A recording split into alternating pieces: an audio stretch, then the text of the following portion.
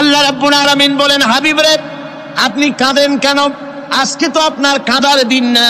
আমি আপনাকে মাকামে মাহমুদ দান করেছি, আমি আপনাকে কাউসার দান করেছি।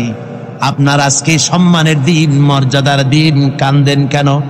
আল্লাহর হাবিব বলবেন, রব্বুল আলামিন মাকামে মাহমুদ পেয়েছি, কাউসার পেয়েছি, কান্দি এই জন্য আমি দেখতে পাচ্ছি আবার সামনে দিয়া ফেরেশতারা আমার উম্মতগুলি জাহান্নামের দিকে নিয়ে যায়। আল্লাহ রাব্বুল আলামিন বলবেন, ওগো আমার হাবিব, আমি আপনাকে ক্ষমতা দিলাম, আপনার জান্নাতি উম্মতগুলি আপনি বেছে নেন। আল্লাহর হাবিব তার জান্নাতের উম্মতগুলি বাঁচতে থাকবেন। হযরত আয়েশা বলেন, ইয়া রাসূলুল্লাহ, কিয়ামতের ময়দানে লক্ষ কোটি কোটি মানুষের ভিতরে আপনার জান্নাতি উম্মত আপনি চিনবেন কি করে? হুজুর বলেন, আয়েশা, কোন একটি ঘোড়ার কপাল যদি থাকে সাদা, এই সাদা কপালওয়ালা ঘোড়াটা যদি অসংখ্য ঘোড়ার ভিতরে যদি হারিয়ে যায়, তাহলে সাদা কপালওয়ালা ঘোড়ার মালিক তার ঘোড়াকে পাবে কিনা বলো? হযরত আয়েশা বলেন, হুজুর অনায়াসে পাবে।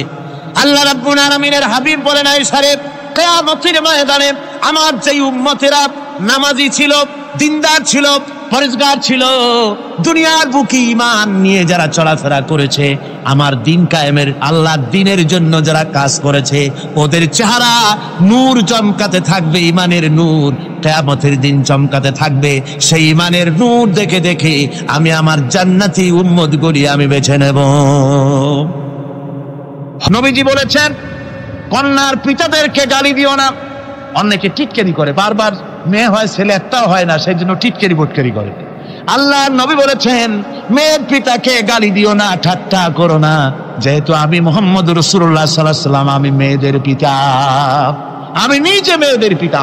খাও না, মেয়েদের পিতাকে গালি দিও না। রাসূলুল্লাহ বলেছেন, আকাশের নিচে জমিনের উপরে খাদিজার মতো মহিলা আর নাই। সেই হযরতে খাদিজা রাসূলের 4টি মেয়ে পেটে ধারণ করেছিলেন। সুবহানাল্লাহ। মেয়ের প্রতি রাসূলুল্লাহ যথেষ্ট মহব্বত করতেন, মেয়েকে খুব ভালোবাসতেন হুজুর সাল্লাল্লাহু আলাইহি ওয়াসাল্লাম। হুজুরের কলিজার টুকরা ছিলেন মা ফাতিমা রাদিয়াল্লাহু তাআলা আনহা। হুজুর যখন কোথাও যেতেন, সকলের শেষে দেখা করতেন ফাতেমার সঙ্গে, আর বিদেশ থেকে সফর করে এসে সকলের আগে দেখা করতেন ফাতেমার সঙ্গে। সুবহানাল্লাহ। রাসূলুল্লাহ আরো বলেছেন, তোমরা যখন বাজারে যাবে বা ব্যবসা করতে যাবে বা বিদেশে যাবে, আসার সময় যে সব হাদিয়া নিয়ে আসো, আমরা যখন বাইরে যাই, বাজারে যাই, কিছু হাদিয়া আনি না, জামা কাপড় চকলেট ইত্যাদি আমরা আনে থাকি। রাসূলুল্লাহ বলেছেন, হাদিয়াগুলি তোমরা যারা বিদেশে যাও, বাজারে যাও, হাদিয়া আনবে, আর এনে ঘরের মধ্যে ঢুকে তা শুরু করবে মেয়েকে দিয়ে। প্রথমে দেবে মেয়েকে। সুবহানাল্লাহ। মেয়ের মর্যাদা ইসলামে সব চাইতে বেশি। কোন যুগে? যে যুগে মেয়ে হলে পরেই মাটির নিচে ঘিরে রাখতো, আছাড় মেরে মেরে ফেলে দিত। বেআইয়ি যামবিন কুতিলাত, কোন অপরাধে তাদেরকে হত্যা করা হলো, আল্লাহ পাক কোরআনে কারীমের মধ্যে বলেছেন তাদের অপরাধ আর কিছু না, তারা নারী, এই জন্য তাদেরকে মেরে ফেলা হতো। রাসূলুল্লাহ তাদের ইজ্জত দিলেন। সুবহানাল্লাহ বিহামদিহি। রাসূলুল্লাহ সম্মান দিলেন, ইজ্জত দিলেন তাদেরকে। কন্যা হিসাবে নারীর এই মর্যাদা। ফাতেমাকে রাসূল এত ভালোবাসতেন, ইন্তেকালের সময় হযরত ফাতেমা কাঁদতে কাঁদতে বেহুশ হয়ে যাওয়ার উপক্রম হয়ে গেছে। রাসূলুল্লাহ হযরত ফাতেমাকে ইশারা দিলেন, হযরত ফাতেমা তার কান নিয়ে রাসূলুল্লাহর মুখের কাছে লাগাই দিলেন। আল্লাহ নবী কি যেন বললেন কানে কানে, হযরত ফাতেমার কান্না বন্ধ হয়ে গেল। হযরত আয়েশা বলেন, মা, রাসূলুল্লাহ তোমার কানে কানে কি বললো আর তোমার কান্না বন্ধ হয়ে গেল? হযরত ফাতেমা বলেন, ইয়া আম্মা জান, আমার আব্বা আমার কানে কানে বললো, মা ফাতেমা তুই কাঁদিস না, তোর কান্না আমার বরদাস্ত হয় না, তোমাকে কাঁদতে হবে না।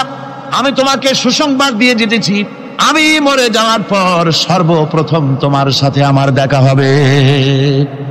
রাসূলুল্লাহর এই ভবিষ্যৎবাণী হযরত ফাতেমা বুঝতে পেরেছেন যে হুজুরের ইন্তেকালের পরে আমার বেশি দেরি হবে না, আমিও তাড়াতাড়ি হুজুরের সাথে শামিল হতে পারবো। হুজুরের ইন্তেকালের 6 মাস পরই হযরত ফাতেমা রাদিয়াল্লাহু তাআলা আনহা ইন্তেকাল করেছিল। কন্যা হিসাবে নারীর মর্যাদা ইসলাম অনেক অনেক গুণে বাড়িয়ে দিয়েছে। এই কন্যা শিশু, কৈশোর, যৌবন পেরিয়ে যখন যৌবনে তার বিয়ে হয়ে যায়, আল্লাহ রাব্বুল আলামিন তখন বলেন, ওয়া মিন আয়াতিহি আন খালাকা লাকুম মিন আনফুসিকুম আজওয়াজান লিতাসকুনু ইলাইহা ওয়া জাআলা বাইনাকুম মাওয়াদ্দাতান ওয়া রাহমা। আল্লাহ পাক বলেন আমার নিদর্শনের ভিতরে এটাও একটি নিদর্শন যে আমি তোমাদের থেকে তোমাদের জোড়া তৈরি করেছি, তোমাদের স্ত্রীদেরকে তৈরি করেছি, তোমাদের সাথে তোমাদের স্ত্রীর ভালোবাসা সৃষ্টি করেছি, মহব্বত সৃষ্টি করেছি। এই মহব্বত আমি আল্লাহ তৈরি করেছি। আর যখন বুড়ো হয়ে যায় মানুষ, স্বামী স্ত্রী যখন বুড়ার বুড়ি হয়, তখন আর ভালোবাসা থাকে না, তখন ওই ভালোবাসা সহৃদয়তার করুণায় আমি আল্লাহ পরিণত করে দেই। বুড়ার জন্য তখন বুড়ি ছাড়া আর উপায় নাই, বুড়িরও আর বুড়া ছাড়া উপায় নাই। তখন ভালোবাসা কোনো বিশেষ কোনো অক্ষ নিয়ে ভালোবাসা নয়, তখন একের উপরে অন্য একদম নির্ভরশীল হয়ে পড়ে। আল্লাহ পাক বলেন এই অবস্থা আমি আল্লাহ সৃষ্টি করে দেই। সুবহানাল্লাহ ওয়া বিহামদিহি। স্ত্রীকে রাসূলুল্লাহ কত ভালোবাসতেন। আল্লাহর নবী বলেছেন আমার কাছে তিনটা জিনিস প্রিয়, একটা হচ্ছে সুগন্ধি, একটা হচ্ছে নামাজ, আর একটা হচ্ছে স্ত্রী। সুবহানাল্লাহ। স্ত্রী আমার কাছে প্রিয়। হুজুর বলেছেন তোমাদের মধ্যে সেই ব্যক্তি উত্তম যে ব্যক্তি তার স্ত্রীর কাছে উত্তম। আমি আমার স্ত্রীদের কাছে উত্তম ব্যক্তি। সুবহানাল্লাহ। রাসূলুল্লাহ স্ত্রীকে কত ভালোবাসতেন। বিশ্বনবী রাজনৈতিক কর্মকাণ্ড চালাচ্ছেন, যুদ্ধের দামামা বাজতেছে, চতুর্দিকে কত অশান্তি, সবকিছু চলছে, স্ত্রীর হক আদায় করতে ভুলে যাননি। রাতের বেলায় হযরত আয়েশার বয়স কম, তাকে নিয়ে রাসূলুল্লাহ একটু সুযোগ পেয়েছেন, বলছেন আয়েশা সব তো ঘুমিয়ে, চলো আমরা একটু দৌড়াই। ওই যে দূরে একটা জিনিস দেখা যায়, দৌড় দাও দেখি কি আগে যায়। দুজনে দৌড় প্রতিযোগিতা করলেন। দৌড় প্রতিযোগিতায় হযরত আয়েশা ফার্স্ট হলেন, হুজুর পিছনে পড়ে গেলেন। হযরত আয়েশা খুব আনন্দ করলেন যে আপনি কিন্তু আমার সাথে দৌড়ে পারলেন। পরবর্তী কিছু কাল যাওয়ার পর হযরত আয়েশা বলেন হুজুর আজকে আবার বললেন যে চলো আয়েশা একটু দৌড়াই। হযরত আয়েশা বলছেন যে সেদিনের তুলনায় আমার শরীর একটু, আমি মুটিয়ে গেছি, শরীরটি স্থূল হয়েছে, আমি আজকে দৌড়ালাম কিন্তু পারলাম না। রাসূল আগে চলে গেলেন। আমি হাঁপাতে হাঁপাতে যখন হুজুরের কাছে চলে গেছি, হুজুর তখন মুস্কি হেসে আমাকে বললেন আয়েশা ওই সেই দিনের জবাব আজকে দিয়ে দিলাম। সুবহানাল্লাহ বিহামদিহি, সুবহানাল্লাহ বিহামদিহি। বিশ্ব নবী কত বড় আদর্শ বিশ্ব মানবতার জন্য। তিনি বলেছেন আরাফাতের ময়দানে রাসূলুল্লাহ বলেছেন তোমরা যেমন পড়বে তোমার স্ত্রীদেরকে তেমন পড়াবে, তোমরা যেমন খাবে তোমার স্ত্রীদেরকে তেমন খাওয়াবে। স্ট্যান্ডার্ড মেনটেন করবে। তুমি ভালো দামের কাপড় পরবে, স্ত্রীকে খারাপ দিবে তা নয়। অধিকার দুজনেরই সমান, স্বামী এবং স্ত্রী সমান অধিকার। কিন্তু আমরা তা বুঝতে পারি না, বুঝতে চাই না। আমরা অনেকে মনে করেছি বিয়ে যখন করছি তখন আমি তো নওয়াবজাদা নসরুল্লাহ খান আর বউ তো কেনা দাসী। না, সে কৃত দাসী নয়, তার মর্যাদা আছে, তার সম্মান আছে, তার সম্মান আপনাকে দিতে হবে। রাসূলুল্লাহ দিয়েছেন, আপনাকেও দিতে হবে। রান্না বান্না হতে দেরি হয়, কত গালাগালি শুনতে হয় নারীকে। আল্লাহর নবীর স্ত্রী হযরত আয়েশা বলেছেন আল্লাহর নবী কাজ করে, মানুষের সঙ্গে কথা বলে, রাষ্ট্রীয় দায়িত্ব পালন করে ঘরের ভিতরে সে যখন দেখেছেন রান্না হতে দেরি আছে, রাসূলুল্লাহ বিরক্ত হন নাই, ভ্রু কুঞ্চিত করেন নাই, চোখ মোটা করেন নাই, আমাকে কোনো কথা শোনার নাই, বরং আমার কাছে বসে রান্নায় আমাকে সহযোগিতা করেছেন। সুবহানাল্লাহ বিহামদিহি। এই হলো আল্লাহর রাসূল, এই হলো বিশ্ব নবী। স্ত্রীর সঙ্গে কি মহব্বত! সুবহানাল্লাহ বিহামদিহি। হুজুর মহব্বত করতেন স্ত্রীদেরকে। রাসূলুল্লাহর ঘরে দৌলত ছিল না, কিন্তু মহব্বত দিয়ে ভরা ছিল ঘরটা। হুজুরের ঘরে ফ্রিজ নাই, এসি নাই, হুজুরের ঘরে কার্পেট নাই, হুজুরের ঘরের মধ্যে জাজির নাই, তোশক নাই, বড় বড় কম্বল নাই, আরামের কোনো জিনিস নাই, মডার্ন ইকুইপমেন্টস কিচ্ছু নাই, দৌলত নাই, কিন্তু মহব্বত দিয়ে ঘরটা ভরা। হযরত আয়েশা বলেছেন আমি পানি পান করে, যখন আমি পানি পান করে গ্লাস রেখে দিতাম, আল্লাহর নবী তখন গ্লাসের সেই জায়গায় ঠোঁট লাগাতেন যেখানে আমি ঠোঁট লাগাইয়া পানি পান করেছি। আমি গোশত চিবোতাম, রাসূলুল্লাহ আমার হাত থেকে গোশত টুকরা নিয়া সেই জায়গায় চিবোতেন যেখানে আমি চিবোয়েছি। সুবহানাল্লাহ। আমার ভাইরা, রাসূল তার স্ত্রীদেরকে মহব্বত করতেন, স্ত্রীরাও রাসূলকে মহব্বত করতেন দারুণ ভাবে। একবার হযরত আয়েশা সিদ্দিকা রাদিয়াল্লাহু তাআলা আনহা হুজুরকে গোসল করাতেছিলেন, মাথার উপরে পানি ঢালতেছেন। হুজুর একটা চৌকির উপরে বা একটা তক্তার উপরে বসে আছেন। গোসলের পানির ভিতরে রাসূলুল্লাহ দেখতে পেলেন রক্তের মতো কি যেন প্রবাহিত হয়ে যাচ্ছে। হুজুর জিজ্ঞেস করেন, আয়েশা রে, পানির ভিতরে রক্তের মতো কি দেখা যায়? হযরত আয়েশা বলেন, হুজুর আপনি যখন বসেছিলেন অসতর্ক মুহূর্তে তক্তার নিচে আমার একটা আঙ্গুল পড়েছিল, পায়ের আঙ্গুলটা ফেটে বোধহয় রক্ত বেরোতেছে। রাসূলুল্লাহ তাড়াতাড়ি করে উঠলেন আর ওই আঙ্গুলকে ব্যান্ডেজ করে দিলেন। রাসূলুল্লাহ বললেন, আয়েশা রে, আঙ্গুল ফেটে গেছে, একটু আহাহু পর্যন্ত করলে না, এতক্ষণ তুমি কষ্ট করলে কেন? হযরত আয়েশা বলেন, ইয়া রাসূলুল্লাহ, ওটা তো একটা পায়ের আঙ্গুল। আয়েশার কলিজাটা ফেটে যদি রক্ত বেরোতো রাসূলুল্লাহকে উঠতে বলতে আমি পারতাম না। কি মহব্বত রাসূলের সাথে। হযরত আয়েশা বলেন, হুজুর সাল্লাল্লাহু আলাইহি ওয়াসাল্লাম স্ত্রীদেরকে এত ভালোবাসতেন, আমাদের ঘরে গোশত টোস্ত তেমন রান্না বান্না খুব কম হতো। গোশত রান্না হবে কি, মাসের পর মাস চলে গেছে রাসূলের বাড়িতে, হুজুর স্ত্রীরা বলেছেন আমাদের ঘরে চুলে আগুন জ্বলে নাই, একটু শুকনা রুটি, একটু শুকনা খেজুর আর একটু পানি খেয়ে আমাদের জীবন চলেছে, এরকমের অবস্থা হয়েছে।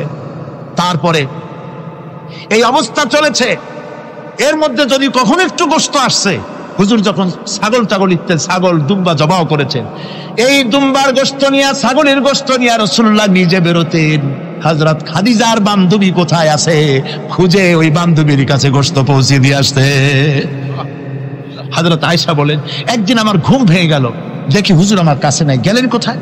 খুঁজতে খুঁজতে যায় দেখি মসজিদে নববীর ভিতরে হুজুর হাত তুলে বসে আছেন, মোনাজাত করতেছেন। আমি পেছনে গিয়ে হাত তুললাম, আমি শুনতে পাচ্ছি নবীজি দোয়া করছেন, রব্বুল আলামিন কিয়ামতের ময়দানে যেদিন সন্তান তার পিতাকে ভুলে যাবে, মা তার সন্তানকে হারায় ফেলবে, ওই কঠিন হাসরের ময়দানে আমি যেন আমার খাদিজাকে হারাইয়া না যাই। মুনাজাতের শেষে হযরত আয়েশা বলেন, ইয়া রাসূলুল্লাহ, খাদিজার কথা আপনার এত কেন বারবার মনে পড়ে? একটা বুড়িরে বিয়ে করেছিলেন 25 বছর বয়সের সময়, 40 বছর বুড়ি, তার কথা কেন এত মহব্বত আপনার মনে পড়ে? তার থেকে যুবতী মেয়ে, সুন্দরী মেয়েকে আপনার স্ত্রী হিসেবে আপনি পান নাই।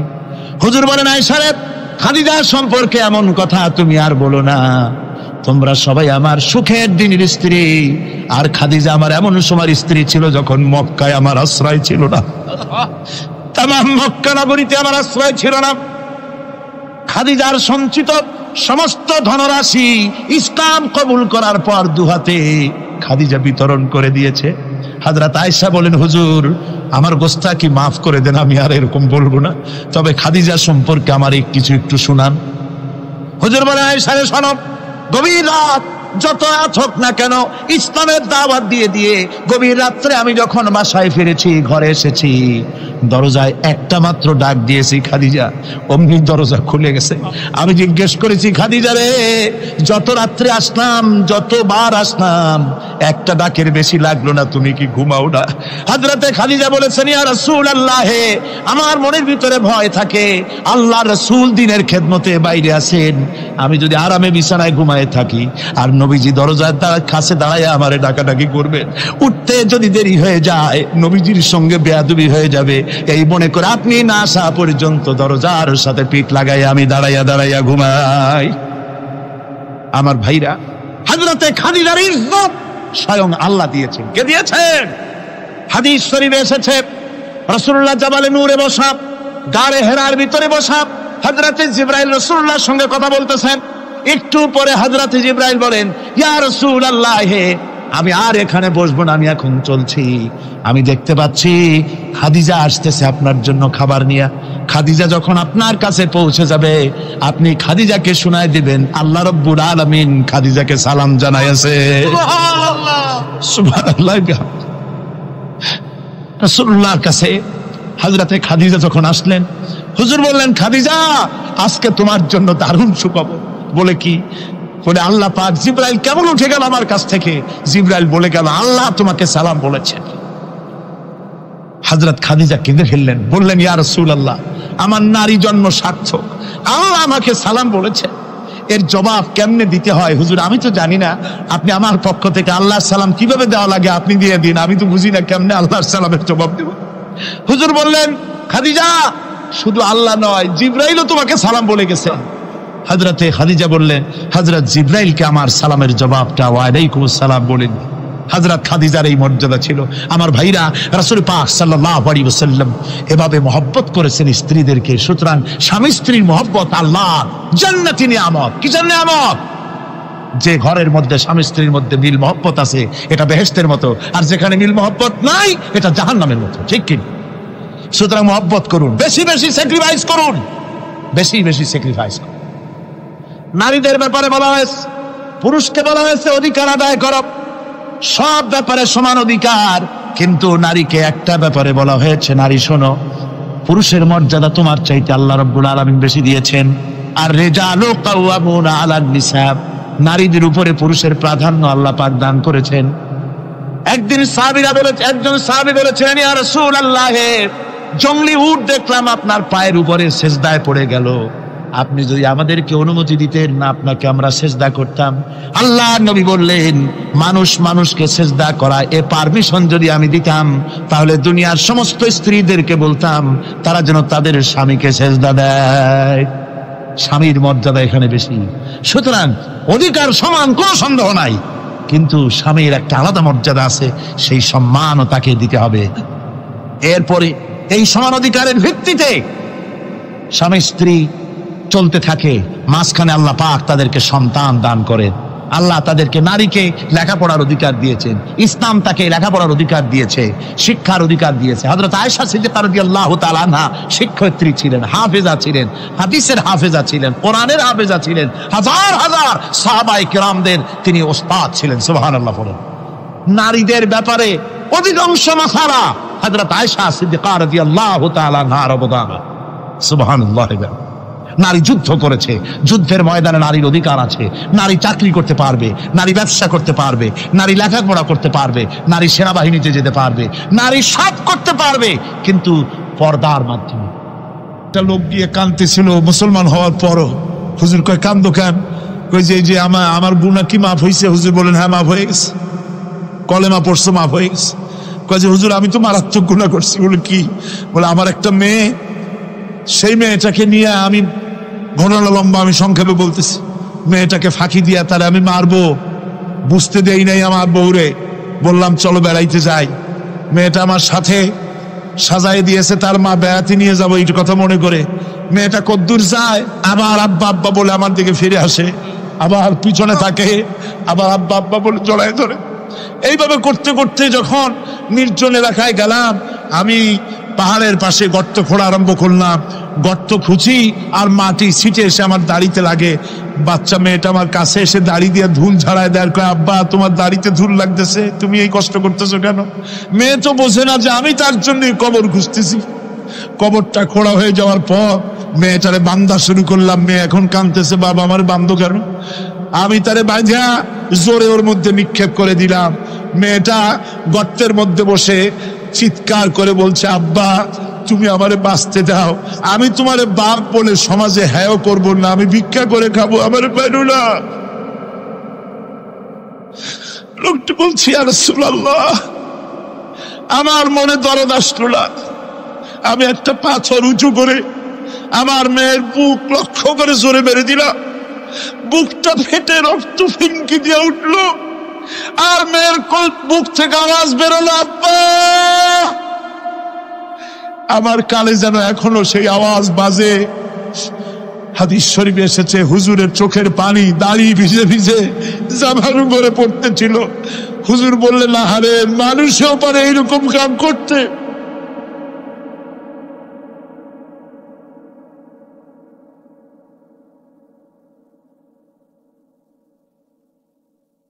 পৃথিবীতে নারীর যখন কোনো সম্মান ছিল না, মর্যাদা ছিল না, সেই সময় আমার রাসূল, আমার বিশ্বনবী নারীদেরকে সম্মানের হাত ধরে গর্তের ভিতর থেকে উঠাইয়া রানীর সিংহাসনে বসাইয়া দিলেন। সুবহানাল্লাহ। মায়ের মর্যাদা দিয়ে দিলেন। সুবহানাল্লাহ। নারীরা আমাদের মায়ের জাত, নারীরা আমার কিয়ের জাত? মায়ের জাত। আমার মা বোনেরা, তোমাদের সম্মান কত তোমরা জানো না।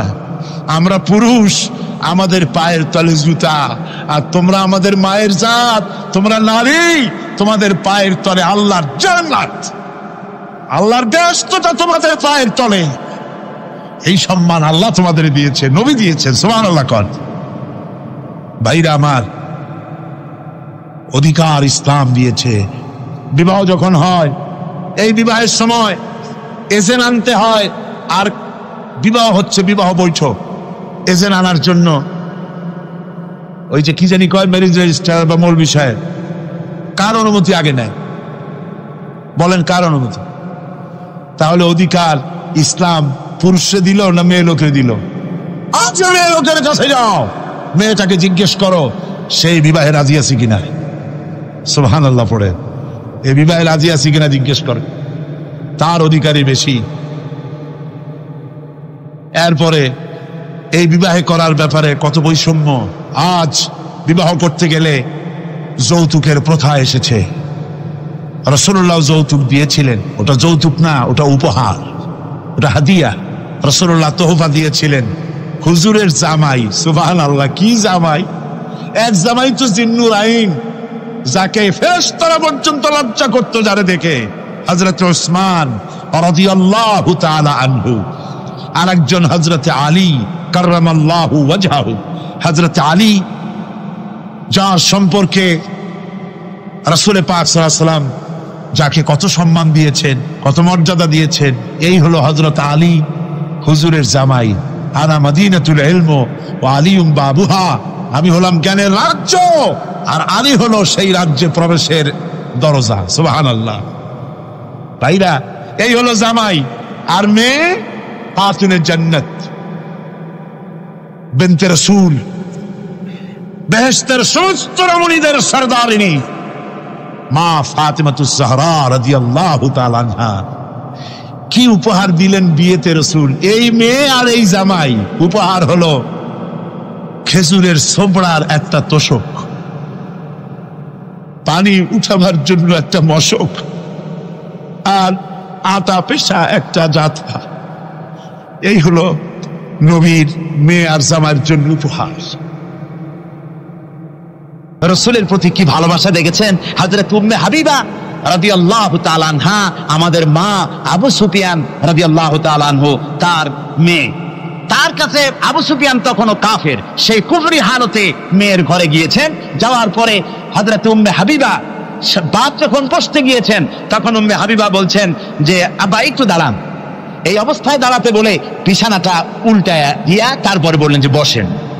বাপ মনে খুব দুঃখ পেলেন। আবু সুফিয়ান বললেন, মা উম্মে হাবিবা, আমি তোমার পিতা, ভালো একটা বিছানা থাকলে তাই বিছায় দেওয়া উচিত ছিল, আর তুমি বিছানাটা উঠাইয়া তারপরে আমারে খালি জায়গায় বসতে বললা, আমি তোমার ব্যবহারে আহত হলাম। হযরত উম্মে হাবিবা বলেন, আব্বা জান, নিশ্চয়ই আপনি আমার আব্বা, শ্রদ্ধেয় পিতা, কোনো সন্দেহ এতে নাই, কিন্তু আপনি একজন কাফের। আল্লাহ রাসূল যে বিছানায় বসেন, সেই বিছানা আমি একটা কাফেরকে বসতে দিতে পারি না। সুবহানাল্লাহ বিহামদি। তিনজনের দোয়া কবুল হবে আল্লাহর দরবারে। তার মধ্যে একজন হলেন মাজলুম ব্যক্তি, যে ব্যক্তি অত্যাচারিত, যে ব্যক্তি মুসাফির, প্রবাসী, তার দোয়া কবুল হবে। আর মা বাপ যদি সন্তানের জন্য দোয়া করে, ওই দোয়া আল্লাহ রব্বুল আলামিনের দরবারে মঞ্জুর হয়ে যায়। আল্লাহ রব্বুল আলামিন মা বাপ সম্পর্কে বলেন, মা বাবের জন্য আমার কাছে দোয়া করবি বান্দারা, আমার কাছে দোয়া করবি। দোয়াটা আল্লাহ পাক শেখাচ্ছেন, রব্বিরহামহুমা কামা রব্বায়ানি সাগীরা। পড়েন সবাই, রব্বিরহামহুমা কামা রব্বায়ানি সাগীরা। একটু জিকির করেন, লা ইলাহা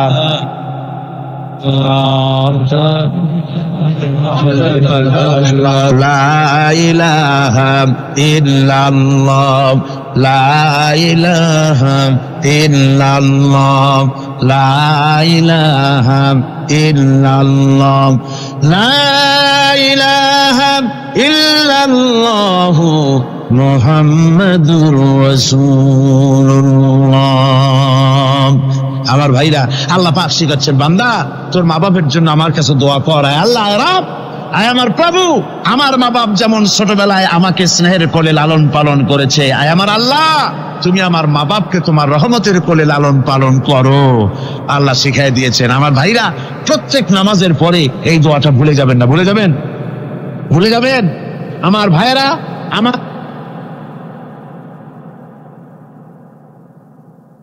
وَوَصَّيْنَا الْإِنسَانَ بِوَالِدَيْهِ إِحْسَانًا حَمَلَتْهُ أُمُّهُ كُرْهًا وَوَضَعَتْهُ كُرْهًا। আল্লাহ পাক বলেন, আমি পৃথিবীর সমস্ত মানব মণ্ডলীকে উপদেশ দিয়েছি, মা বাপকে সম্মান করো, শ্রদ্ধা করো, তাদের উপকার করো। তার কারণ হলো তোমার মা তোমাকে গর্ভে ধারণ করেছে অত্যন্ত কষ্টের সাথে। আল্লাহ বলতেছেন, মা তোমাকে গর্ভ ধারণ করেছে অত্যন্ত কষ্টের সাথে, এরপরে তোমাকে ডেলিভারি করেছেন অত্যন্ত কষ্টের সাথে, তোমাকে ডেলিভারি করেছেন। গভীর রাত্রে মানুষ সব ঘুমায় যায়, গর্ভবতী মা ঘুমাতে পারে না, সন্তান পেটের ভিতরে হাঁটু দিয়া গুতা মেরেছে, পা দিয়া লাথি মেরেছে। মা চরম শীতের রাত্রে, প্রচন্ড শীতের রাতে গায়ের লেপটা সরাই দিয়া মা একবার দাঁড়ায় আর একবার বসে, একবার দেওয়ালের সাথে হেলান দিয়া দাঁড়ায়, কষ্ট করে রাতটায় কাটায় দেয়। আবার সারাদিন সংসারের জন্য কাজ করেছেন, রান্না বান্না করেছেন, মা সকলকে খাওয়াইয়া মা শেষের দিকে খেতে গেছেন। যখন নিজে খেতে গেলেন, আবার পেট ক্ষুধা নিয়ে খেতে বসেছেন, পেটের ভিতরে সন্তান লাথি মেরেছে, পেটের মধ্যে ঘুষা মেরেছে, হাঁটু দিয়া গুতা মেরেছে, ভরা পেটে, পেটের ভিতরে সন্তান গুতা মারলো হাঁটু দিয়া, মাথা দিয়া। মা ক্ষুধা রয়েছে, পেটে খেতে পারলেন না, বেদনা শুরু হয়েছে। খাবারের থালাটা ঠেলে দিয়ে মা দাঁড়ালেন, বসলেন, চোখের পানি ফেললেন। এভাবে করে মা একটা দুইটা দিন নয়, 10টি মাস পর্যন্ত সন্তানটাকে পেটের মধ্যে নিয়ে, একটা জীবিত মানুষ আর একটা জীবিত সন্তান পেটের মধ্যে নিয়ে নড়াচড়া করছেন, চলাফেরা করছেন। কিতাবের মধ্যে এসেছে, রাতের বেলায় মা যে ঘুমাতে পারেন না, সন্তানের নড়াচড়ার কারণে রাতভর ইবাদত করলে যত সওয়াব পাওয়া যেত, আল্লাহ ওই সওয়াব মায়ের আমলনামায় লিখে দেন। সন্তান পেটে থাকার কারণে খেতে পারে না, পেট ভরে ক্ষুধায় কষ্ট পায় মা, এই জন্যে 10 মাস ধরে রোজা রাখলে যে সওয়াব হতো, আল্লাহ রাব্বুল আলামিন মায়ের আমলনামায় রোজার সওয়াব লিখে দেন। 10 মাস পরে গেল, সন্তান ডেলিভারির সময় চলে এলো। মায়ের মন বিমর্ষ, সন্তান ডেলিভারি হবে, না জানি মরে যাই নাকি, না জানি অপারেশন লাগে নাকি, কি অবস্থা হবে। মা খেতে পারে না, মুখটা শুকায়া যায়। ডেলিভারির সময় যখন আসে, মা বাবার কাছ থেকে বিদায় নিয়ে যায়, স্বামীকে একান্তে গোপনে ডেকে নিয়ে বলে, প্রাণের স্বামী, দীর্ঘদিন একসঙ্গে ঘর কন্যা করেছি, অপরাধ হয়ে যেতে পারে, আমারে মাফ করে দিও। আমার মনে হয় এবার আমি আর বাঁচবো না, সংসার থাকলো, চাবি থাকলো, সব বুঝে নাও, আমারে মাফ করে দিও। মা চলে গেল সতিকা গৃহে, ক্লিনিকে চলে গেল, অপারেশন থিয়েটারে চলে গেল, অথবা ডেলিভারির জায়গায় চলে গেল। ডেলিভারি পেইন শুরু হয়ে গেল, বেদনা শুরু হয়ে গেল। এক একটা বেদনা যেন মায়ের এক একটা মৃত্যু যন্ত্রণা শুরু হয়ে যায়। এমন যন্ত্রণা, প্রসব বেদনা দুনিয়ার ভুক্তভোগী মা ছাড়া আর কেউ জানে না। এই চরম বেদনার ভেতর দিয়ে, চরম কষ্টের ভিতরে মা যখন একটা বাচ্চা প্রসব করলো, জিহাদের ময়দানের মতো মা রক্তাক্ত হয়ে গেলেন, সন্তান দুনিয়ায় এলো। মা তখন অস্থির থাকেন, এত বড় বিরাট কষ্টের ভিতরে। আল্লাহ রাব্বুল আলামিন বলেন, সন্তান যখন ডেলিভারি হয়ে গেল, মায়ের মনের ভিতরে আমি তখন এই ফিলিংস, এই টেন্ডেন্সি জাগ্রত করে দিই, দেখ কি হয়েছে। মা তখন দেখতে চায় কি হয়েছে। মায়ের সামনে যখন এত কষ্টে, হৃদয় বিংড়ানো, কলিজার 32টি নারী ছেঁড়া যন্ত্রণার সন্তান যখন মায়ের চোখের সামনে আসে, আল্লাহ পাক বলেন, মা যখন তার ছেলের মুখের দিকে তাকায়, মেয়ের মুখের দিকে তাকায়, আল্লাহ বলেন 10 মাসের পেটে ধরা কষ্ট আর ডেলিভারির সব কষ্ট মায়ের মন থেকে মুছে ফেলে দেই। আল্লাহ রাব্বুল আলামিন বলেন, খবরদার দুনিয়ার মানুষ, এমন মায়ের সাথে নাফরমানি করবি না, এ মায়ের সাথে নাফরমানি করবি না, মাকে সম্মান করবি, মার কাছে দোয়া চাবি। দুনিয়ায় যদি সম্মান চাও, রিসেক্ট চাও, মায়ের পায়ে ধরে কাঁদো। মায়ের জাতি অনেক সম্মান তার। রাসূল করিম সাল্লাল্লাহু আলাইহি সাল্লামকে প্রশ্ন করা হয়েছে, হুজুর খেদমত করবো কার? হুজুর কয় মায়ের। তারপরে কার? হুজুর কয় মায়ের। তারপরে কার? হুজুর বলেন মায়ের। তারপরে কার? তোমার পিতার। 3 গুণ। তোর মায়ের মর্যাদা 3 গুণ বেশি, তোর বাবার চাইতে মর্যাদা বেশি। সুবহানাল্লাহ পড়ে। আর আজকে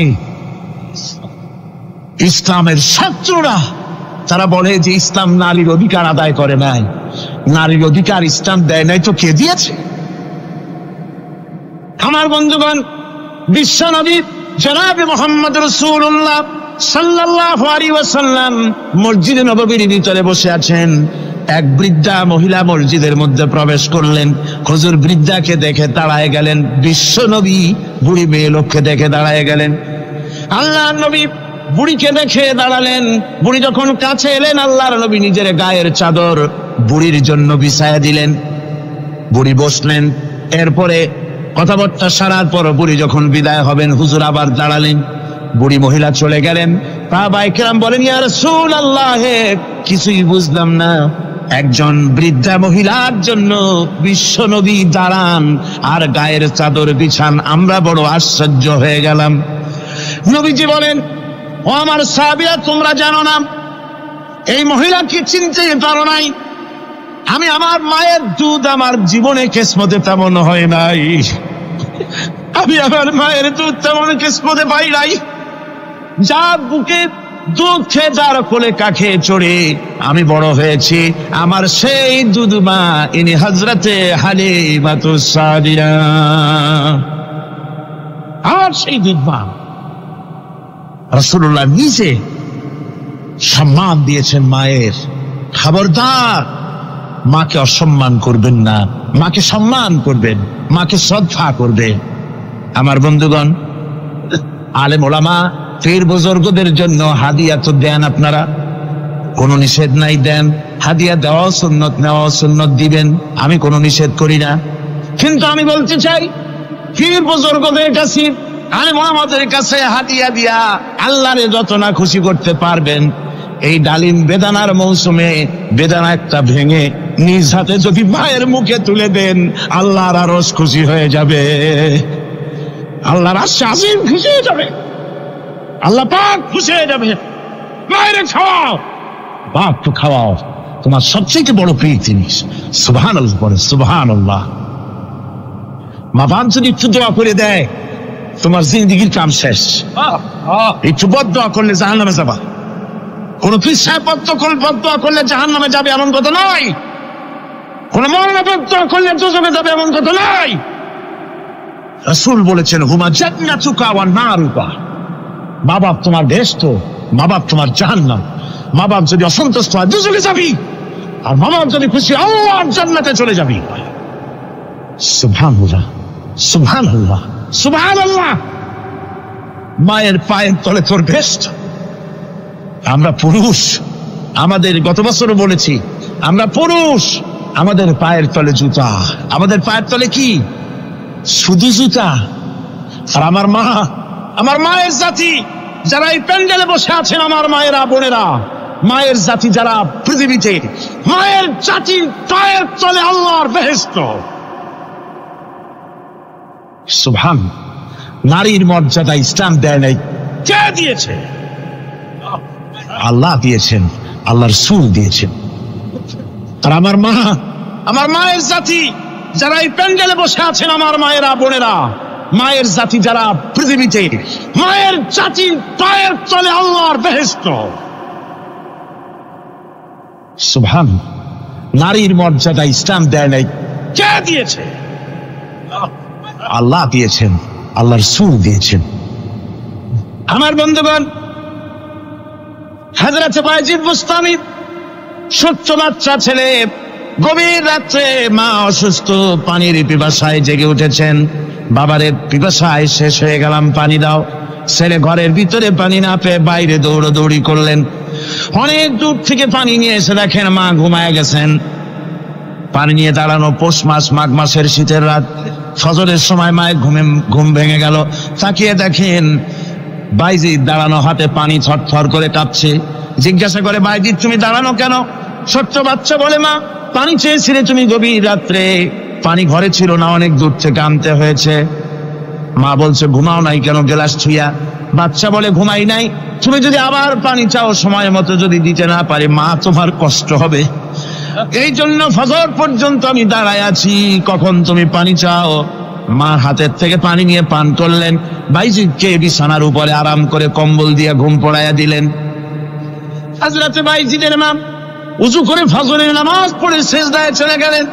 চিৎকার মেরে কেঁদে বলেন, আমার রব, আমার আল্লাহ, আমি আমার বাইজিদের মা, আমি মা হয়ে বাইজিদের জন্য দোয়া করি।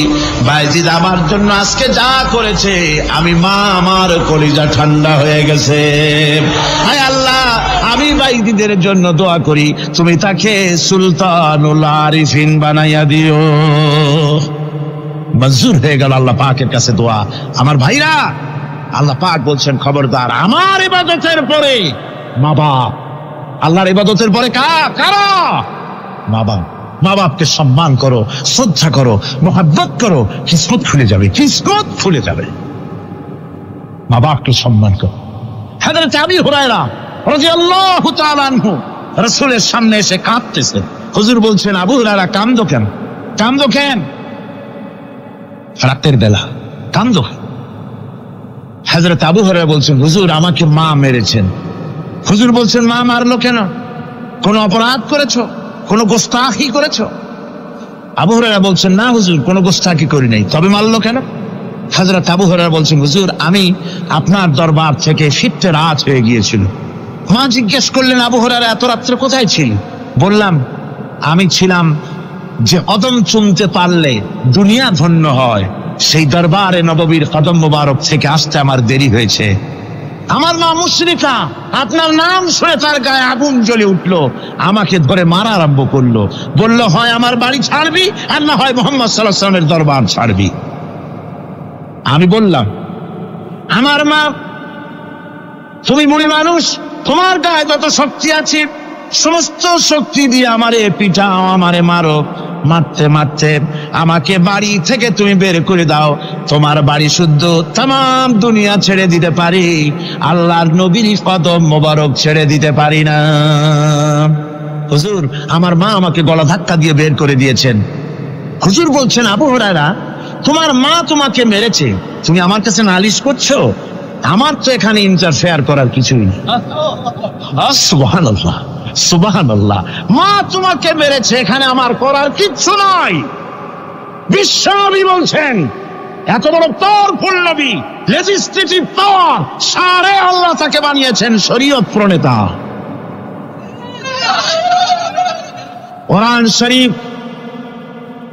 কোরআন শরীফে শুধু হালাল ও হারামের, হালাল এবং হারামের, বৈধ এবং অবৈধের সীমারেখা শুধু কোরআনই ঠিক করেন, রাসূলের জন্য আল্লাহ ছেড়ে দিয়েছেন।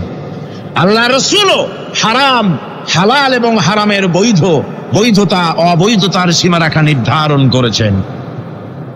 এত বড় ক্ষমতা তা, এত বড় পাওয়ারফুল বিশ্বনবী, তিনি বলছেন, মা মেরেছে, আমার করার কিছু নাই। চিন্তা করেন কত বড় কথা, এ কথার লোড কত। হযরত আবু হুরায়রা বলেন, ইয়া রাসূলুল্লাহ, মা আমাকে মেরেছেন, আমি আল্লাহর নবীর কাছে মায়ের বিরুদ্ধে নালিশ করতে আসি নাই। বললেন, কেন এসেছো? হযরত আবু হুরায়রা বলেন, হুজুর এসেছি একটা কারণে। আমি জানি আল্লাহ নবী যদি আল্লাহর দরবারে হাত উঠায়া কোনো জিনিস বলে, আল্লাহ রাব্বুল আলামিন সঙ্গে সঙ্গে মঞ্জুর করে নেন। হুজুর আমি এসেছি, মেহেরবানি করে দোয়া করুন আমার মাকে যেন আল্লাহ হেদায়েত নসিব করে দেন। আল্লাহ নবী হাত উঁচু করে বললেন, আল্লাহুম্মা হিদি উম্মা আবি হুরায়রা, আয় আল্লাহ আমি দোয়া করি আবু হুরায়রার মাকে তুমি হেদায়েত নসিব করে দাও। রাসূলুল্লাহ দোয়া করছেন আর আবু হুরায়রা সমানে দৌড়াচ্ছেন। তিনি দৌড়াচ্ছেন, পিছন থেকে কয়েকজনে আবু হুরায়রার জামা টেনে ধরেছে, দৌড়। তাদের জানা আবু হুরায়রা খুব ভদ্রলোক মানুষ, কোন ঝড় ঝামেলার মধ্যে থাকে না, রাগসাগ করে না, চিৎকার মারে না, দৌড় মারে না, এত ভদ্র শরীর, দৌড়ায় কি না জানি কোন বিপদ বুঝি ঘটে গেছে। পিছন থেকে জামা টেনে ধরে বলে, দৌড়াও কেন? হযরত আবু হুরায়রা জামা সাহাবীর হাত থেকে ছিনায় নিয়ে বলেন, জামা ছেড়ে দাও, আমাকে দৌড়াতে দাও। আমি দৌড়াইয়া বাড়িতে দেখতে চাই, আমি দৌড়াই আগে আমার বাড়ি পৌঁছতে পারলাম না, আমি যাওয়ার আগে আমার আল্লাহর নবীর দোয়া আমার বাড়ি পৌঁছে গেছে, আমি এইটা দেখতে চাই। হযরত আবু হুরায়রা বাড়িতে গিয়ে দরজা নক করলেন, ভেতর থেকে আওয়াজ এলো, কে? হযরত আবু হুরায়রা বলেন, মা আমি তোমার আবু হুরায়রা ফিরে এসেছি। মা বলছেন, বাবা অপেক্ষা করো, দরজা খুলতেছি। হযরত আবু হুরায়রা বলেন, মায়ের গলার আওয়াজের ভিতরে শিরকিয়াতের কর্কশতা পেলাম না, মায়ের গলার আওয়াজের ভিতরে তাওহীদের গন্ধ পেলাম। আমার মনে হলো নবীজির নিক্ষিপ্ত তীর তার নিশানায় পৌঁছে গেছে। কিছুক্ষণ পর মা আমার বেরিয়ে এলেন, মাথা থেকে চুলের থেকে বুড়ি মানুষ, সাদা চুলের ভিতর থেকে পানি পড়তেছে। মা বলল, বাবারে তোমারে মারার পর আমি বড় অনুতপ্ত হয়েছি, অনুশোচনা করেছি, আমি গোসল করেছি, মনে মনে ভাবলাম আমার ছেলে তো কোনো খারাপ জায়গায় যায় নাই, কেন তারে মারলাম? আমি বড় লজ্জায় পড়েছি তোমারে মেরে। ও আমার আবু হুরায়রা, আমি গোসল করেছি, পবিত্র হয়ে গেছি, জলদি করে আমাকে নিয়ে চলো বিশ্ব নবী জনাবে মুহাম্মদুর রাসূলুল্লাহর দরবারে।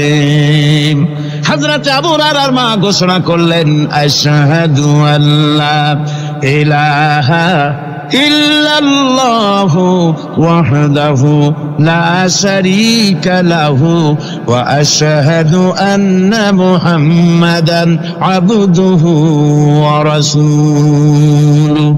আমার ভাইরা, মা বাপ সবচেয়ে সম্মানের জিনিস। আল্লাহর ইবাদতের পরই মা বাপের খেদমত করতে হবে। আল্লাহ পাক বলছেন, বান্দারে দেখ, মায়ের পেট থেকে আনলাম, মায়ের বুকের মধ্যে মহব্বত পয়দা করলাম, এত মহব্বত দিলাম তোর উপরে,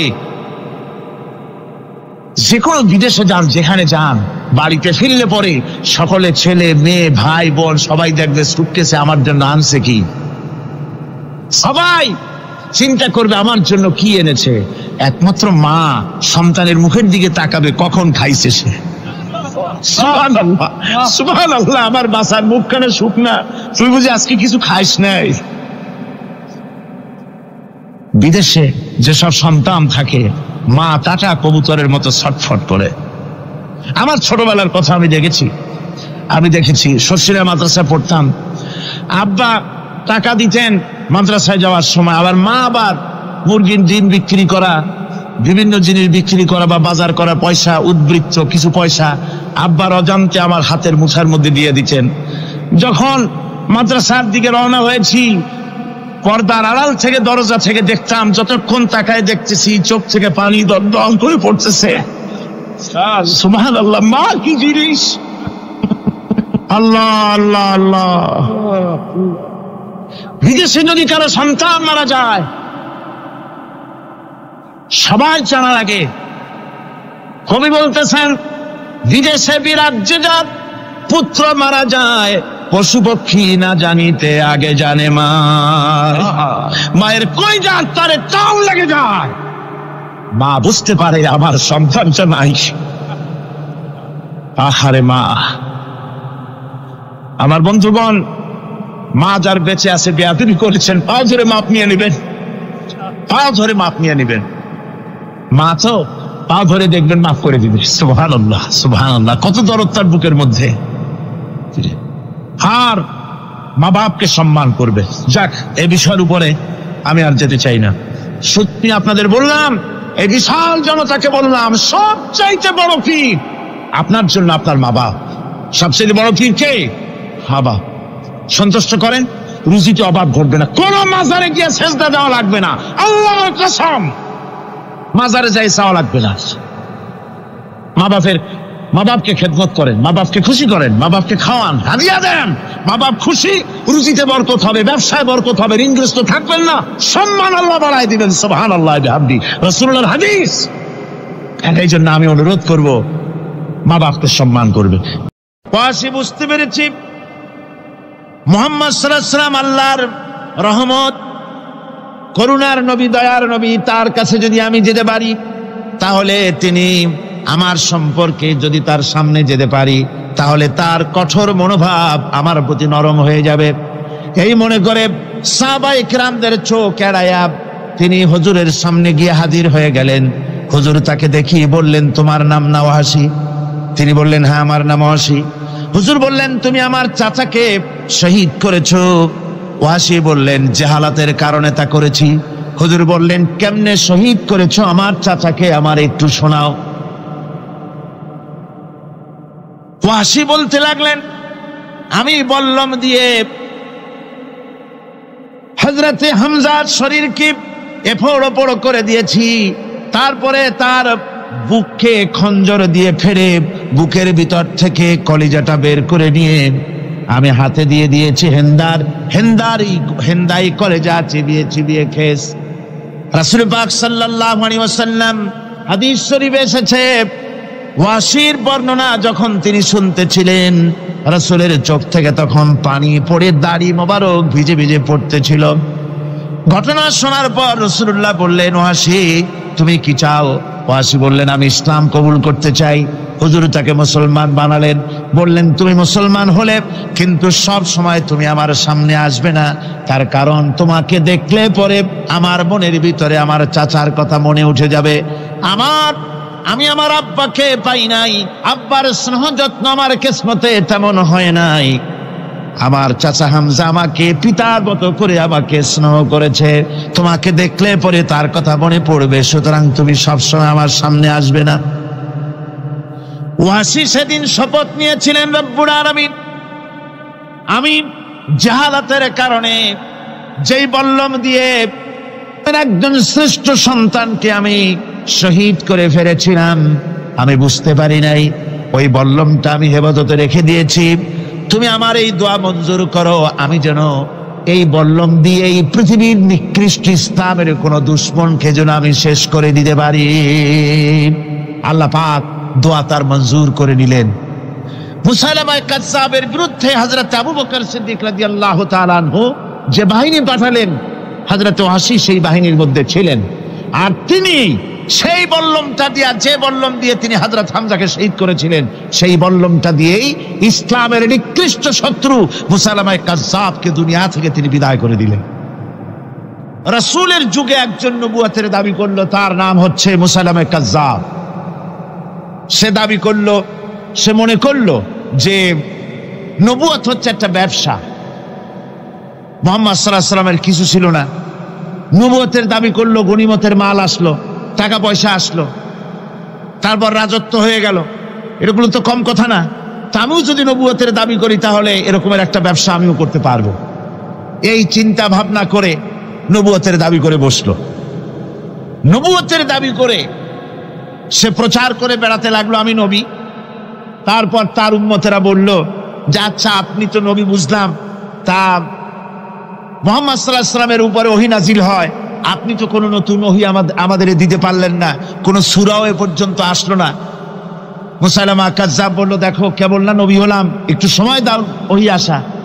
কিছুদিন পর বলল যে সূরাটা এসে গেছে। বলে কি? সে সূরা কাউসারের একটা প্যারোডি তৈরি করলো। বলল, আমার উপরে একটা নতুন সূরা আসছে, সূরাটি হচ্ছে ইন্না আতাইনাকাল আকাক ফাসাল্লি লিরাব্বিকা ওয়াজাক ইন্না শানিয়াকা হুয়াল আবলাক।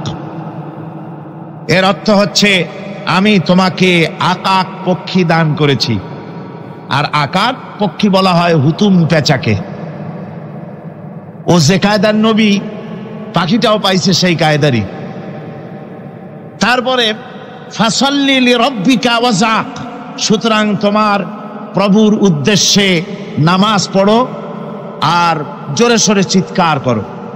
মনে রেখো, তোমার দুশ্মন হবে শ্বেত এবং কৃষ্ণ বর্ণে, এর না আছে কোনো গোড়া, না আছে এর মাথা, না আছে এর কোনো অর্থ, না আছে কিছু। এই জাতীয় সূরা দেখিয়া উম্মতেরা বলল, কি যে আশ্চর্য কথা, মুহাম্মদ সাল্লাল্লাহু আলাইহি ওয়াসাল্লামের উপরে যে সূরা নাজিল হয়েছে তা পড়তে কত সুন্দর, কত ভাব গম্ভীর, আর এ কি একটা সূরা নাজিল হলো। তারা নিজেরা বলা তোয়া করলো। আর একবার ধরলো মুসাইলামাকে, তারা বলল মুহাম্মদ সাল্লাল্লাহু আলাইহি ওয়াসাল্লাম তাকে তার উম্মতেরা তাদের বাগানে নিয়ে যায়, নিলে পরে যে বাগান থেকে তিনি যান, গাছে খরমা না থাকলে খরমা হয়ে যায়, কোনো পানি শূন্য কুয়ার কাছ থেকে গেলে তার বরকতে কুয়ায় পানি চলে আসে। তো আপনি এরকমের কিছু আমাদের দেখান। বললো আমাকেও তোমরা এভাবে নিয়ে যাও। তখন তাকে নিয়ে যাওয়া হলো। দেখলো উম্মতেরা যে এমনই পোড়া কপালে এক নবী তাদের ভাগে পড়ছে, যে বাগান দিয়ে যায়, গাছে খরমা থাকলে খরমা পড়িয়ে যায়, নষ্ট হয়ে যায়, আর কোনো পানিওয়ালা কুয়ার কাছ থেকে হাঁটলে সে কুয়া থেকে পানিও শেষ হয়ে যায়। এরপরে তার সাহস বাড়লো। মুসাইলামা কাজ্জাব রাসূল পাক সাল্লাল্লাহু আলাইহি ওয়াসাল্লামের কাছে এক চিঠি লিখলো। সে চিঠির ভাষা ছিল, মিন মুসাইলামাত রাসূলিল্লাহ ইলা মুহাম্মাদুর রাসূলুল্লাহ সালামুন আলাইকুম আম্মা বাদ ফাইন্নী আশরাকতু ফিল আমর ওয়া ইন্না লানা নিসফাল আরদ ওয়া লিকুরাইশিন নিসফাল আরদ ওয়ালাকিন্না কুরাইশান কওমান ইয়াতাদুন। সে চিঠি লিখলো যে মুসাইলামা আল্লাহ রসুলের পক্ষ থেকে নাউজুবিল্লাহ মুহাম্মদ সাল্লাল্লাহু আলাইহি সাল্লামের কাছে এই চিঠি পাঠানো হচ্ছে। ফাইন্নী কাদ আশরাকতু ফিল আমরি মাক, আমি হচ্ছি আপনার নবুয়তের একজন অংশীদার। এই হিসাবে পৃথিবীর অর্ধেক হচ্ছে আমার আর অর্ধেক হচ্ছে কোরাইশদের, কিন্তু কোরাইশরা বিষয়টা বুঝতে না পেরে আমার সাথে বাড়াবাড়ি করতেছে। হুজুর সাল্লাল্লাহু আলাইহি ওয়াসাল্লাম এই চিঠির জবাব দিলেন। হুজুর লিখলেন, বিসমিল্লাহির রহমানির রহিম, মিন মুহাম্মাদুর রাসূলুল্লাহ সাল্লাল্লাহু আলাইহি ওয়াসাল্লাম ইলা মুসাইলামাতিল কাজ্জাব, আসসালামু আলা মান ইত্তাবাআল হুদা, আম্মা বাদ ফাইন্নাল আরদা লিল্লাহি ইউরিসুহা মিন ইবাদিহি ওয়াল আকিবাতু লিল মুত্তাকিন। রাসূল পাক সাল্লাল্লাহু আলাইহি ওয়াসাল্লাম লিখলেন, এই চিঠি যাচ্ছে মুহাম্মদ সাল্লাল্লাহু আলাইহি ওয়াসাল্লামের কাছ থেকে মুসাইলামা কাজ্জাবের কাছে। শুনে রাখো, শান্তি বর্ষিত হোক তার প্রতি যিনি হেদায়েত প্রাপ্ত। এই পৃথিবীর উত্তরাধিকারী হচ্ছে কেবলমাত্র আল্লাহ পাকের সেই সব বান্দারা যারা নাকি আল্লাহর গোলাম, আল্লাহর একান্ত আল্লাহর আইন এবং কানুনকে মেনে যারা চলে, আর পরকাল হচ্ছে সেই সমস্ত লোকেদের জন্যই। মুসাইলামা কাজ্জাবের মুয়াজ্জিন যারা, তারাও জানতো, তারাও জানতো যে লোকটা মিথ্যেবাদী। তো কিছু মাল পানি পাওয়া যায়, টাকা পয়সা পাওয়া যায়, সাথে থাকলে কিছু খাওয়াটাও যায়, এই জন্য তার সাথে থাকতো। রাসূলুল্লাহর মুয়াজ্জিন আযান দিতেন, আশহাদু আন্না মুহাম্মাদার রাসূলুল্লাহ, আমি সাক্ষ্য দিচ্ছি মুহাম্মদ সাল্লাল্লাহু আলাইহি ওয়াসাল্লাম আল্লাহর রাসূল। আর মুসাইলামার মুয়াজ্জিন যে ছিল, সে আযান দিত, আশহাদু আন্না মুসাইলামাতা ইয়াজামু আন্নাহু রাসূলুল্লাহ। ও বলতো, আযান দিত এই কথা বলে যে আমি সাক্ষ্য দিচ্ছি মুসাইলামা মনে করে যে সে আল্লাহর রাসূল।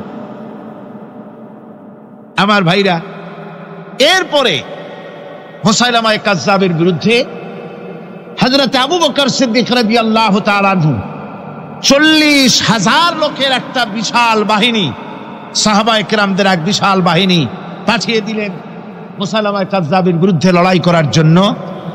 এর সিবাসারার ছিলেন হযরত খালিদ বিন ওলীদ। এই জিহাদে যাওয়ার সময় ওয়াহশী রাদিয়াল্লাহু তাআলা আনহু, যিনি হযরত হামজা রাদিয়াল্লাহু তাআলা আনহুর কাতিল ছিলেন।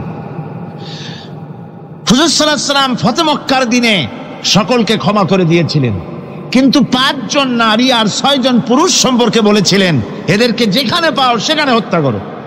এর মধ্যে ওয়াহশী একজন।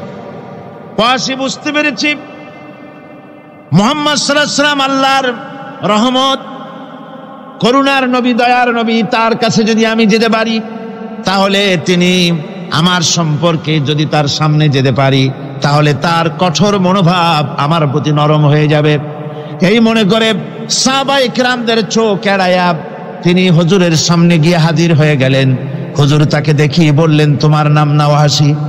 তিনি বললেন, হ্যাঁ আমার নাম ওয়াসি। হুজুর বললেন, তুমি আমার চাচাকে শহীদ করেছো? ওয়াসি বললেন, জাহালাতের কারণে তা করেছি। হুজুর বললেন, কেমনে শহীদ করেছো আমার চাচাকে, আমার একটু শোনাও। ওয়াসি বলতে লাগলেন, আমি বল্লম দিয়ে হযরতে হামজার শরীরকে এফোড় ওপড় করে দিয়েছি, তারপরে তার বুককে খঞ্জর দিয়ে ফেরে বুকের ভিতর থেকে কলিজাটা বের করে নিয়ে আমি হাতে দিয়ে দিয়েছি হেন্দাই কলেজা চিবিয়ে চিবিয়ে খেস। রাসূল পাক সাল্লাল্লাহু আলাইহি ওয়াসাল্লাম হাদিস শরীফে এসেছে, ওয়াসির বর্ণনা যখন তিনি শুনতেছিলেন, রাসূলের চোখ থেকে তখন পানি পড়ে দাড়ি মোবারক ভিজে ভিজে পড়তেছিল। ঘটনা শোনার পর রাসূলুল্লাহ বললেন, ওয়াসি তুমি কি চাও? ওয়াসি বললেন, আমি ইসলাম কবুল করতে চাই। হুজুর তাকে মুসলমান বানালেন। বললেন, তুমি মুসলমান হলে কিন্তু সব সময় তুমি আমার সামনে আসবে না, তার কারণ তোমাকে দেখলে পরে আমার মনের ভিতরে আমার চাচার কথা মনে উঠে যাবে। আমি আমার আব্বাকে পাই নাই, আব্বার স্নেহ যত্ন আমার কিসমতে তেমন হয় নাই। আমার চাচা হামজা আমাকে পিতার মতো করে আমাকে স্নেহ করেছে, তোমাকে দেখলে পরে তার কথা মনে পড়বে, সুতরাং তুমি সবসময় আমার সামনে আসবে না। ওয়াসি সেদিন শপথ নিয়েছিলেন, রব্বুল আলামিন আমি জাহালাতের কারণে যেই বল্লম দিয়ে একজন শ্রেষ্ঠ সন্তানকে আমি শহীদ করে ফেলেছিলাম, আমি বুঝতে পারি নাই, ওই বল্লমটা আমি হেফাজতে রেখে দিয়েছি। তুমি আমার এই দোয়া মঞ্জুর করো, আমি যেন এই বল্লম দিয়ে এই পৃথিবীর নিকৃষ্ট ইসলামের কোন দুশ্মনকে যেন আমি শেষ করে দিতে পারি। আল্লাহ পাক দোয়া তার মঞ্জুর করে নিলেন। মুসাইলামা কাযযাবের বিরুদ্ধে হযরত আবু বকর সিদ্দিক রাদিয়াল্লাহু তাআলা আনহু যে বাহিনী পাঠালেন, হযরত ওয়াসি সেই বাহিনীর মধ্যে ছিলেন। আর তিনি সেই বল্লমটা দিয়ে, যে বল্লম দিয়ে তিনি হযরত হামজাকে শহীদ করেছিলেন, সেই বল্লমটা দিয়েই ইসলামের নিকৃষ্ট শত্রু মুসাইলামা কাযযাবকে দুনিয়া থেকে তিনি বিদায় করে দিলেন। আমার ভাইরা, রাসূল পাক সাল্লাল্লাহু আলাইহি সাল্লামের ইন্তেকালের পর এ পর্যন্ত নবুয়তের যারা দাবি করেছে, এক হিসাবে জানা গেছে 28 জন দাবি করা হয়ে গেছে। রাসূল বলেছেন, আমার পরে 30 জন মিথ্যেবাদী নবুয়তের দাবি করবে। কতজন করবে? 28 জন হয়ে গেছে, বাকি আছে কত? এর মধ্যে গোলাম আহমদ একজন। গোলাম আহমদ দাবি করলো যে আমি নবী। তার অনেকগুলি বই কিতাব সে লিখলো। বইয়ের মধ্যে এক জায়গায় সে লিখেছে, তার বইয়ে এক জায়গায় লিখেছে যে আমি স্বপ্নে দেখলাম আল্লাহ আমার সামনে উপস্থিত। আল্লাহ আমার সামনে এসেছেন পুরুষের আকৃতিতে, আর আমি তখন স্বপ্নের ভিতরে আমি নিজেকে একজন নারীর মতোই মনে করলাম। স্বপ্নের ভেতরেই আল্লাহ পাক পুরুষ হিসাবে আমাকে ব্যবহার করলেন। আমি স্বপ্নের মধ্যেই গর্ভবতী হলাম এবং স্বপ্নের ভিতরে আমি গোলাম আহমদ মসিহে রূপান্তরিত হয়ে গেলাম। নাউযুবিল্লাহি মিন যালিক। গোলাম আহমদ বলছে, আল্লাহ পাক ওহীর মাধ্যমে আমাকে জানিয়েছেন, আল্লাহ আমাকে বলেছেন, গোলাম আহমদ তুমি হচ্ছ আমার সন্তান তুল্য। নাউযুবিল্লাহি মিন যালিক। এইভাবে অসংখ্য মিথ্যে কথা দিয়ে বইপত্র রচনা করেছে। লোকেরা তার কাছে নবুয়তের প্রমাণ চেয়েছে।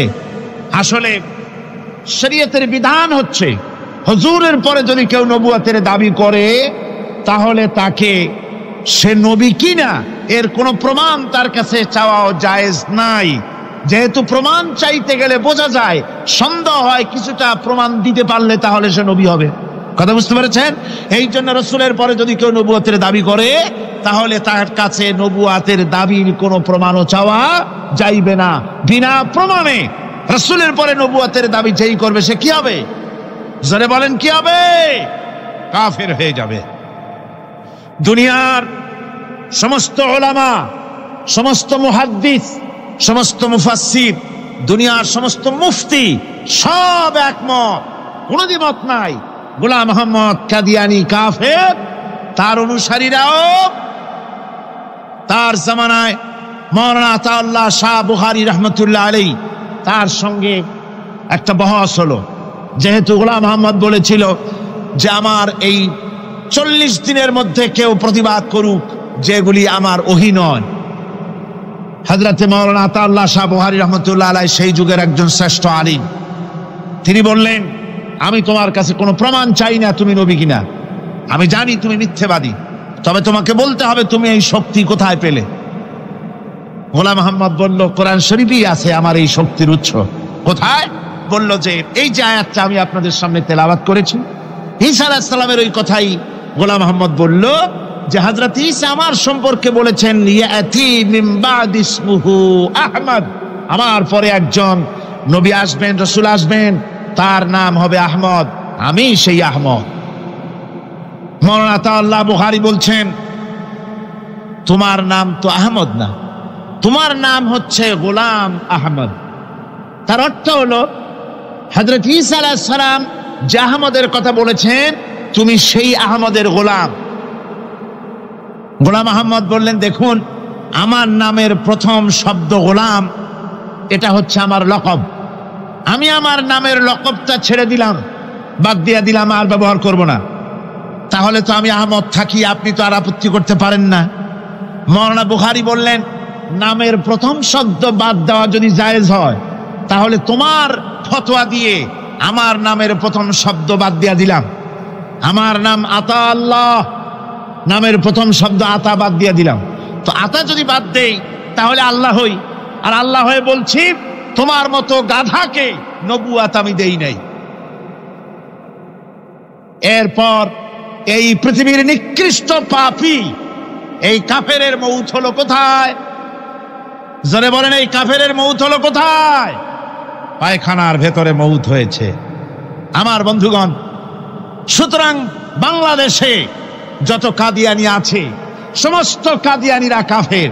সমস্ত কাদিয়ানিরা কি? আরো জোরে বলুন তারা কি? কাদিয়ানিরা মুসলমানদের গোরস্থানে তাদের মানুষ মারা গেলে মুসলমানদের গোরস্থানে তা দাফন করে না, মুসলমানদের জানাজায় তারা কোনোদিন আসে না, মুসলমানদের কোনো মসজিদে তারা নামাজ পড়তে যায় না, তারা আলাদাভাবে মসজিদ তৈরি করে মসজিদের নামে। গোলাম মোহাম্মদ কাদিয়ানির অনুসারীরা যে মসজিদ করে ওগুলি মসজিদ নয়, এগুলি মসজিদে জেরাত। এগুলি কি? মসজিদে জেরাত। এগুলি কখনোই মসজিদের সম্মান পেতে পারে না। তারা কোরআনে কারীমের ব্যাখ্যা নিজেরা করেছে, নিজেরা তৈরি করেছে, যার সাথে আহলে সুন্নাতুল জামাতের হাদিসের কোনো মিল নাই, নিজেরাই করেছে। সুতরাং এই কাদিয়ানীদেরকে সৌদি আরবিয়া সহ মধ্যপ্রাচ্যের 18টি দেশ এবং পাকিস্তান সরকারও নন মুসলিম মাইনরিটি হিসাবে ঘোষণা করেছে। বাংলাদেশ সরকারের কাছে কাদিয়ানীদেরকে অমুসলিম ঘোষণার জন্য দাবি জানানো হচ্ছে দীর্ঘদিন থেকে, কিন্তু যে সরকারি আসে কর্ণপাত করে না, কাদিয়ানীদের সাথে তাল মিলিয়ে চলতে চেষ্টা করে। আর এই তাল মিলিয়ে চলার অর্থই হলো মুনাফিকি। এই তাল মিলিয়ে চলার অর্থ কি? মুনাফিকি। বাংলাদেশের সব আলেম, সব উলামা ঐক্যবদ্ধভাবে দাবি করেছে কাদিয়ানীদেরকে অমুসলিম ঘোষণা করার জন্য, কিন্তু আজ পর্যন্ত তা করা হয়নি। আজকের মাহফিল থেকেও এই বিশাল জনসমুদ্র আমরা কোরআনে কারীমের তাফসীরের মাহফিল থেকে দাবি জানাই সরকারের কাছে কাদিয়ানীদেরকে অমুসলিম সংখ্যালঘু হিসাবে ঘোষণা করা হোক। এ প্রস্তাবে দাবিকে আপনাদেরও হাত উঁচু করে দেখা। রব্বানা যালামনা আনফুসানা ওয়া ইন লাম তাগফির লানা ওয়া তারহামনা লানাকুনান্না মিনাল খাসিরিন। ربنا لا تزغ قلوبنا بعد إذ هديتنا وهب لنا من لدنك رحمة إنك أنت الوهاب। আয় আল্লাহ তাআলা, হাজার হাজার মুসলমান নরনারী ঠান্ডাকে উপেক্ষা করে তোমার দ্বীনের কথা শোনার জন্য, কোরআনে কারীমের কথা শোনার জন্য এই মাঠে এসে হাজির হয়েছে। আল্লাহ তুমি দয়া করে মেহেরবানি করে আলোচনার সওয়াবটুকু হুজুরে পুরনূর সাল্লাল্লাহু আলাইহি ওয়াসাল্লামের রূহ মুবারকে পৌঁছে দাও। রব্বুল আলামিন, আমাদের মধ্য থেকে যাদের মা বাপ দুনিয়া থেকে জন্মের মতো বিদায় হয়ে গেছে, আল্লাহ কবরে যদি আযাব থাকে দয়া করে আযাব মাফ করে দাও। আল্লাহ আমাদের মা বাপের উপরে তোমার রহমত নাজিল করো। রব্বিরহামহুমা কামা রব্বায়ানি সগীরা, রব্বিরহামহুমা কামা রব্বায়ানি সগীরা। হায় আল্লাহ রাব্বুল আলামিন, এই মাহফিলে যত লোক আছি আমরা, কার কোন ব্যাধি আছে, রোগ আছে, আমরা তুমি ভালো করে জানো। আমাদের প্রত্যেকের ব্যাধিকে তুমি শিফায়ে আজলা দান করে দাও। আল্লাহুম্মা হাব্বিব ইলাইনাল ঈমানা وزينه في قلوبنا وكره إلينا الكفر والفسوق والعصيان واجعلنا من الراشدين.